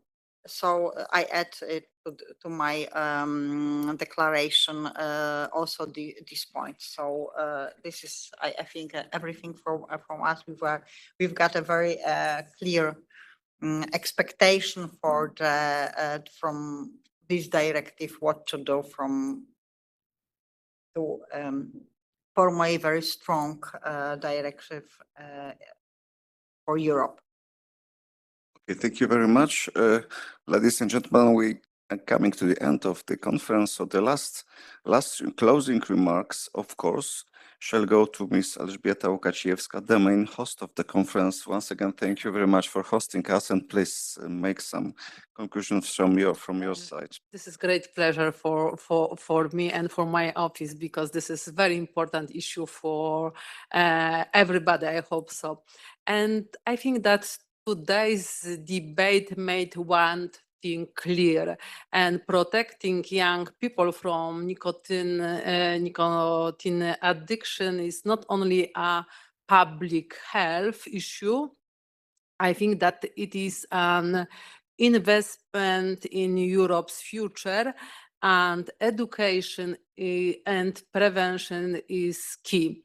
I hope that the ideas and recommendations shared today will help shape stronger policies in the European Union, also in the European Parliament. This is very important, and thank you once again for your commitment to protecting the health and well-being of the next generation. And I also want to thank you, my team, especially Agnieszka Przyborowicz. She is all time open for your request for organize this meeting and round table. Thank you so much. Thank you very much. I would like also thank to all participants. Thank you guys from participating in here inside, and all followers online and on site. I hope our discussion touched hot topic and hot issues in this hot Brussels. I think it fits one to another, and hopefully we'll have chance to another meeting in here for equally important issues. Thank you very much once again.